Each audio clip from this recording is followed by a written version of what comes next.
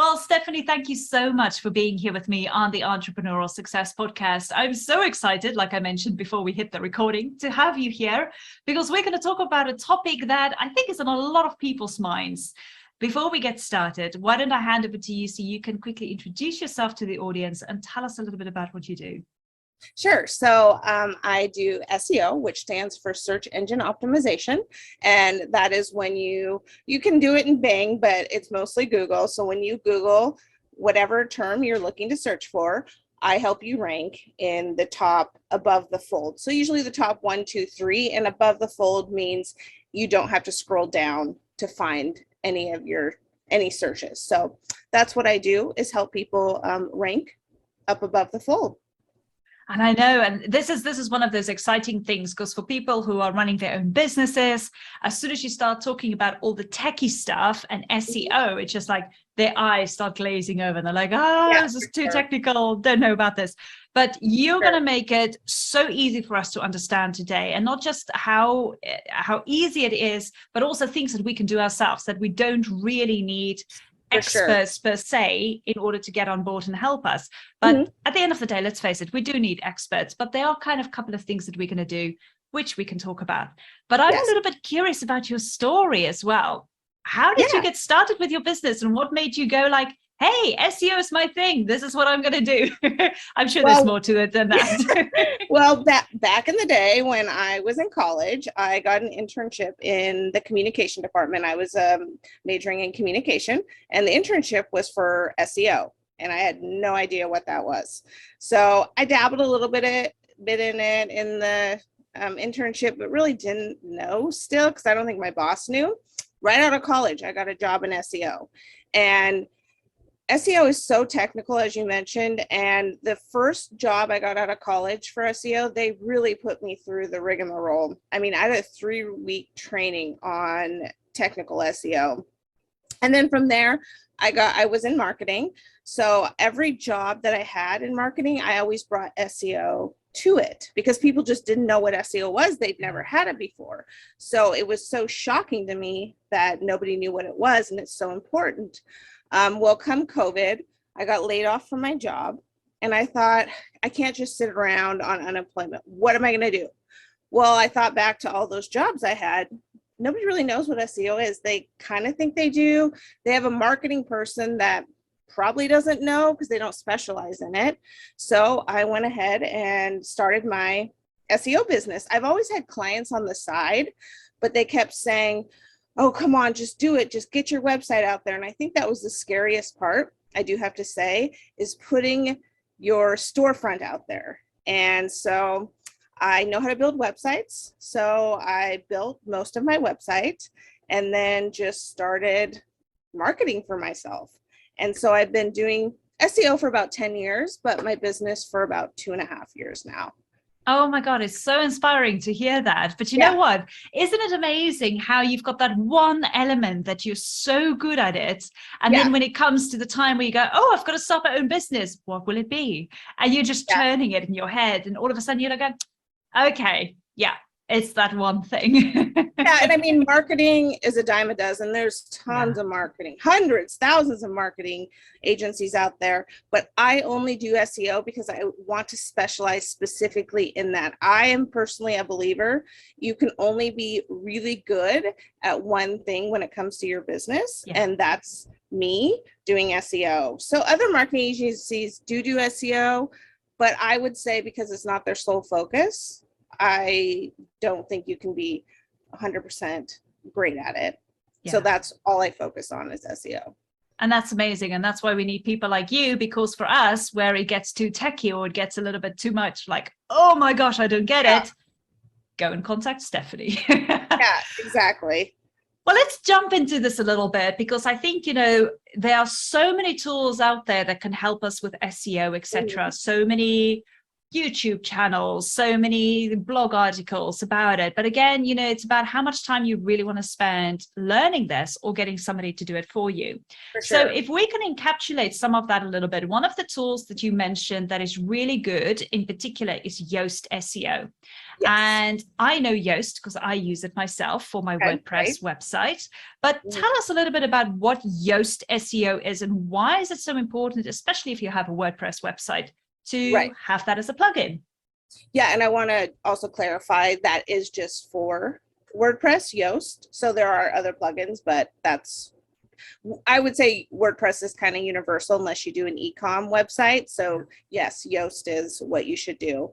Yoast, there's two versions. There's a free and there's a paid. I personally have done the paid once and it's really no different than the free. So honestly, go ahead and stick with the free unless you really feel compelled to do the paid. But it's so easy. In the plugin section, Yoast, all you have to do is Google Yoast and then there you go, you have it. Right. And then Yoast has the traffic lights on it. So you'll see green, yellow, and red. So green means that you've optimized your page. Great. Yellow, you need help. Yellow, orange. And then red, it's terrible. So there are so many things on the Yoast that you can do. So do you want me to go ahead and go into everything on the if you want to, by all means, please share, because I think people are now like, well, how does this work? Sure. Tell us. Yeah, so you'll pick one keyword for each page, and I should mention that every page needs a separate keyword, but Yoast will tell you if you've used the keyword prior. So always pick a different keyword for each page. And then there's different kinds of keywords. So there's short tail keywords, which is 1 to 2. You don't want to use those. You'll rarely rank for short tail keywords. And then, like, my name's Stephanie Long per se. There are so many Stephanie Longs out there. For me to rank for my name, it just would not happen. Yeah. So long tail keywords are anything between 3 to 5. So that's my recommendation. You pick a keyword that's long tail. So you take that keyword, you put it in the keyword section, and then you'll also incorporate that into the meta description, which is in there. The meta description is that little tiny blurb you see when you Google things. So you'll want that keyword in there. You will want it in your title tag. And what that is on a navigation bar, when you hover over the top of it, that's where that keyword would be as well. And then the slug, which is your URL, you will add it in there as well. And then the last place is in your alt images, which is images. You will add it to all your images, that keyword. So from there, Yoast should give you a green light if you've completed all those tasks. And then you want to sprinkle it in 1 to 2 times in that page. Don't do it anymore. That's keyword stuffing, and Yoast will tell you that. But from there, you should have a green light. Oh my goodness. Not, it'll tell you. I know. And personally, because I use Yoast, it's kind of like a little challenge every time when I create my content and I do all of those things. I'm like, did I get a green light? It's like, oh no, it's yellow. I still need to go and fix something. And you just work on it. I always have to have a green light. I make sure it's a green light.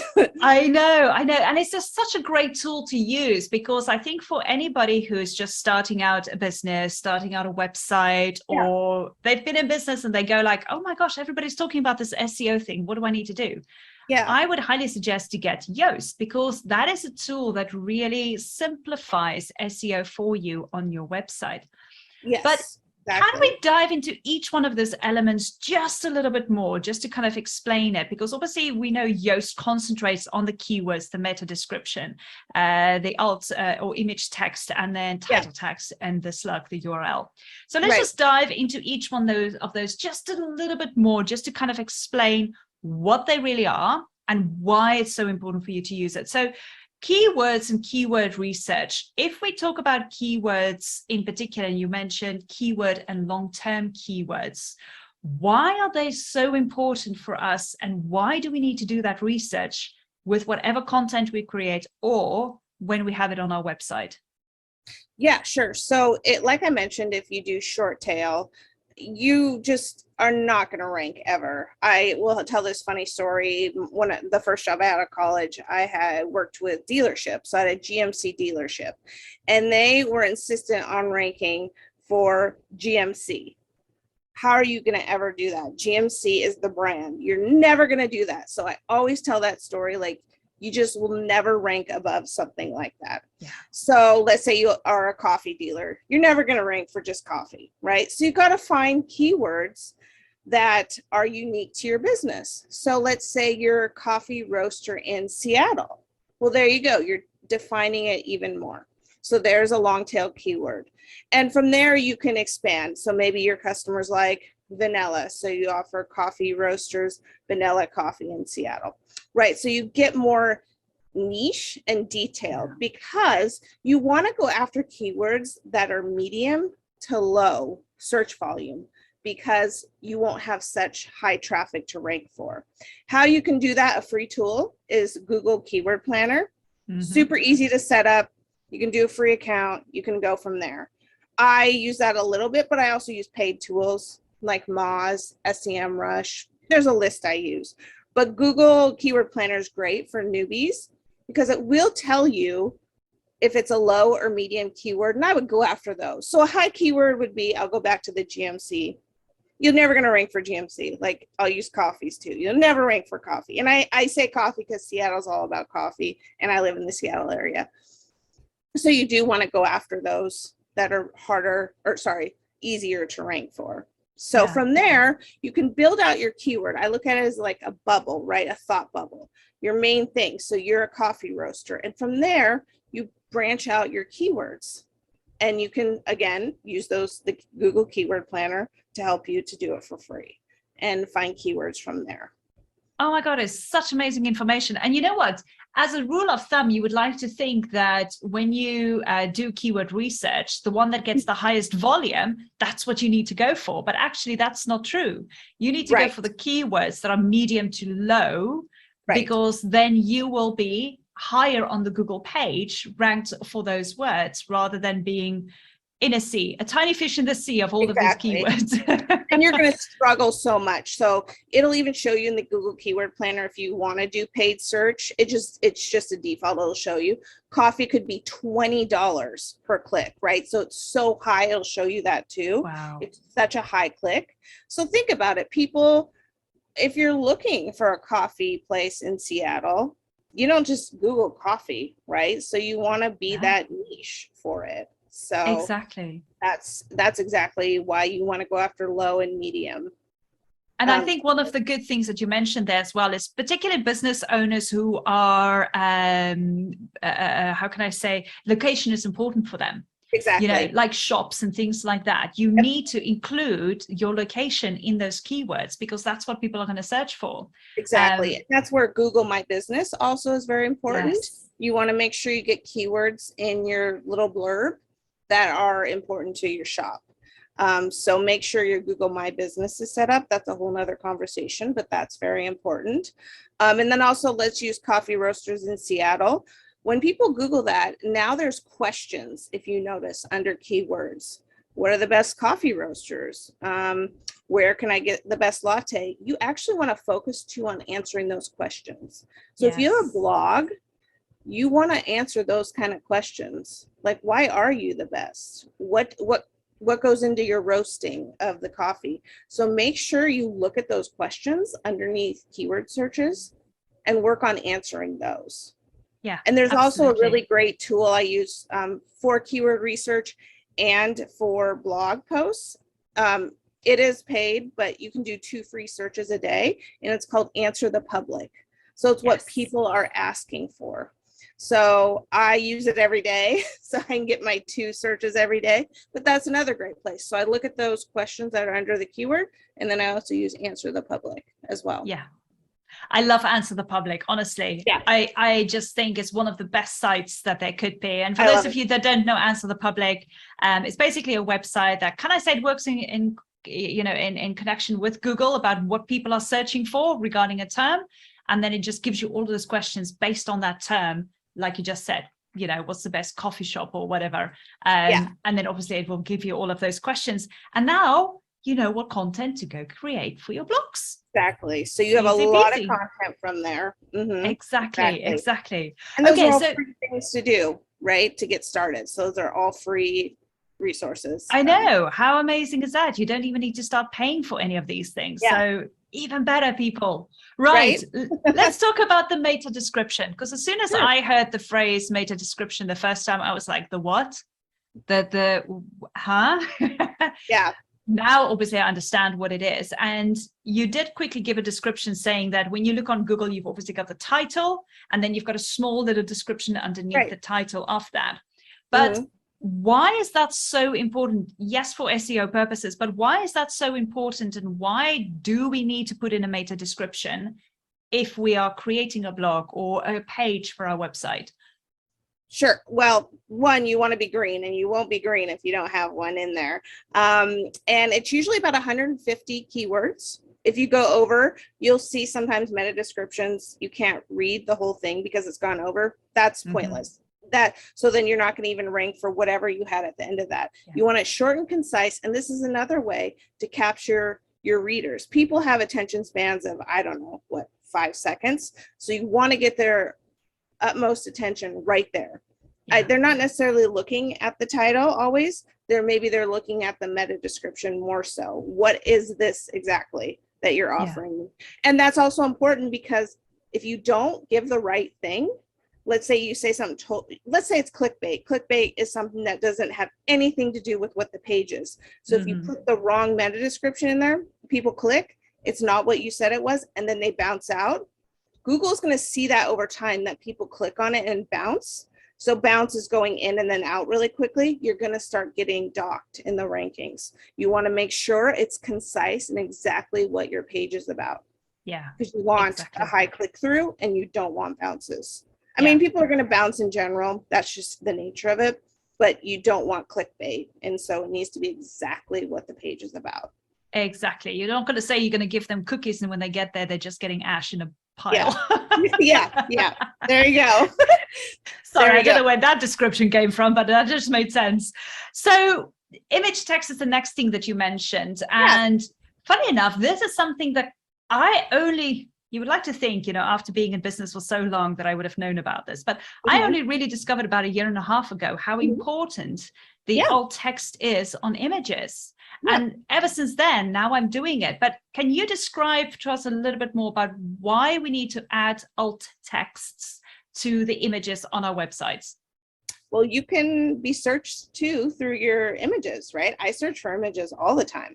And so you can be searched for images. And that's why it's also important, especially if you're a graphic designer and you do your own artwork. Well, you definitely want to put it in there, but it also goes into the whole of SEO. It can help rankings factor too, but people don't realize you can, in Google, you have you can search for text, video, images. If people search for images and your image comes up, they can click through to that page.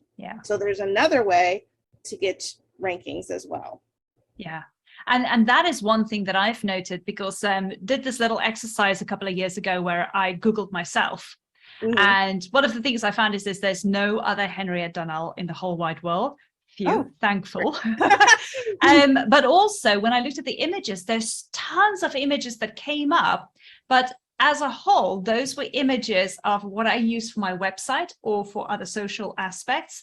And also those were me being featured in other podcasts or other, shows. So backlinks through that is amazing, but it just shows you the importance. And that's where it kind of like ticked. And I was like, now I get it. That's why the alt text are so important. So any images that you use in your website, either make sure that it relates to your brand, to your business, and it's not just, a cup of coffee. Exactly. That's not going to help. And that's another good thing to do. You mentioned getting backlinks. So if you are on any podcast, ask them, please link back to my site. Can you optimize the page? So I do go on other podcasts, they link back to me, but also I make sure they optimize their page because like you mentioned, you can come up in the search engines for their podcast as well. So it doesn't hurt to ask. No, of course. Absolutely. Yeah. Okay. And that's like guest blogging too, right? You can blog on other websites, link back to your site. So it all works in tandem together. I know, and it's just such a nice collaboration as well to do, isn't it? I mean, just like we're doing here, you're going to be on my website as a podcast interviewee, but there's going to be backlinks back to your website and to all of your social media platforms.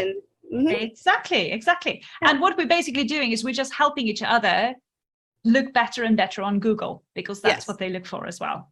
Exactly. The title tags is the other thing that you mentioned. In particular, I know that this is what Yoast in particular looks at. What, again, are the title tags? And from your perspective, why are they so important? Yeah, so it's whatever that keyword, again, you picked, that will go in the title text. And that is the first thing Google sees. And what people can see if they hover over. I mean, I can't imagine a lot of people are hovering over. I do, because I'm in SEO, but it is the first thing people see in that, next to your logo, that title text. I should mention there is a secondary keyword that you'll want to add, because in Yoast, you'll see you can do 60 to 65 keywords. So you'll want to, not keywords, sorry, character limit. So you want to do a secondary one, because it'll be great to rank for something else. So I mentioned coffee roasters in Seattle. Maybe you can say coffee roasters on Olive Street, right? So you can get 2 keywords in one, but whatever your main keyword is needs to be at the beginning of that title tag. That is one of the utmost important things for Google. So your title tag needs to match your meta description as well, right? And we talked about putting the keyword in the meta description. So as long as that all matches and then the page matches, I mean, you're good to go. You've done a really great job already. You'll get that green light. Yes, exactly. And that tells people what the page is about, right? So what the title tag is. Exactly. The last thing you spoke about is the URL, otherwise known as the slug as well. Again, I'm just quickly going to share my experience about the slug or the URL. When I started my podcast episodes, I had no idea about the URL. So podcast number 1 was like henriettadarnell.com/001. And I think I went to 005 and I was like, wait a minute, I just read this thing about the URL. And that's where I realized the importance of having that URL included with the keywords. And luckily quickly went to go and change that. So from here onwards, every single episode that goes out has got a specific URL to that episode or to that specific blog. From your perspective, why is that again so important, and how easy is that to do? I mean, just to your point right there, who's going to be Googling like your podcast 005, right? Like, so there's a good example. Like, that's not going to happen. So again, it'll be that keyword to match the slug. So the title tag and the slug need to match. Yoast will tell you if it doesn't, and it's all again in the ecosystem of the Yoast plugin. Title tag, slug, keyword, and to add it is so easy. You'll just do, so I'll do coffee roasters in Seattle. You do coffee dash roasters dash in dash Seattle, and there you go. So whatever your website name is, it'll be slash and then the dashes of the keywords. So it'll all work together and you'll have a green light on that. Perfect. Yeah. And who wouldn't want a green light on their website? Exactly. Oh my gosh, Stephanie, this is so amazing. I just love having this conversation because, you know, even though you're an expert, I felt that I really had to go through the trenches of learning about SEO. And hey, I still don't even know it all. I mean, it's so you and I can have a separate conversation in order to get more information. It's a lot, I think overall, just a couple of things that you mentioned here is so easy and convenient for us to do. Whether you've got a website on WordPress or you've got another website somewhere else, somewhere along the line, you will get the options where you can look at the keywords, the research that you've got to do around that, the meta description, the alt text, the title text, the URL, wherever your website is, you should be able to have control of that. And that will already help you in order to just get the SEO right. And then, of course, you know, if you really want to deep dive into more and you guys want to learn more about SEO and how you can optimize your website without you having to do all the work, well, then just get in contact with Stephanie and just say, please help me. I need to really, really rank higher on Google because I found out that I'm on the 16th page or whatever that might be. So, Stephanie, thank you so much. This has been absolutely phenomenal. However, before we go, you obviously have made yourself available for everybody to have a free little chat with you, just to kind of have a conversation and see where it is that they're at the moment. So what is it that they can expect when they get in contact with you? Yes, please just mention you heard about me from this podcast, and I will offer you a free audit of your website. Oh, even better.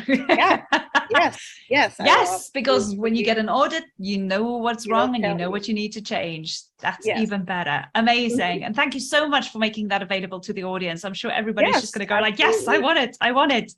So for those of you that would love to have a chat with Stephanie, I'll put a link below in the show notes. So you can just go and book a call there with her, mention that you've heard from her and what it is that she had to offer here on the Entrepreneurial Success Podcast, and she'd be more than happy to give you a free audit. But then also, you are working on something really interesting. You are doing an SEO for beginners, a training that you're starting to work on. Tell us a little bit about that, because that is really interesting. Yeah, so what it's going to be, it's a quiz-like. So it's a module. Each different page will ask you a question about SEO, and then at the end it'll spit out your score and then suggestions on where you're at. Are you 100% on SEO? Are you 10%? What have you? So then it'll tell you your score and some recommendations on what your next step should be. Oh my God, that's brilliant. Yes, because like we just said, if you don't know what's wrong, you don't know what to fix. So that is an amazing quiz just to have. So as time will go on, we'll definitely give you some more information on that. Stephanie's still working on it, but I know it's going to be fabulous. So for those of you who are very intrigued, make sure that you get in touch with her. I'm sure she's got a waiting list, and she will obviously give you some more info as well. Then you can also connect with Stephanie through her website, through Instagram and LinkedIn, and all of those details will be below in my show notes. Oh, I think that's it. I think we covered anything, unless you have one last little tip that you want to leave anybody with. Let's see. One last, I will harp on this forever. Get a blog. If you don't have a blog, you're not getting fresh content. Another thing, you need fresh content always. So even posting once a month, if that's all you can do, it's new and fresh content. Get a blog. Do a video. Get something new on your website at least once a month. Yeah. Oh my gosh. Well, listen, this was an absolute fabulous conversation. Thank you so much for coming up all the way from Seattle. And we're sitting here underneath our fans, so we'll cool down after this. But I really appreciate your time, and thank you so much for coming on and sharing this with everyone. I'm sure everyone's brains are just gearing now, and they're already looking at their websites, kind of looking at everything we shared. But yes, I really appreciate your time, and we'll be in touch fairly soon. Thank you very much. I appreciate it.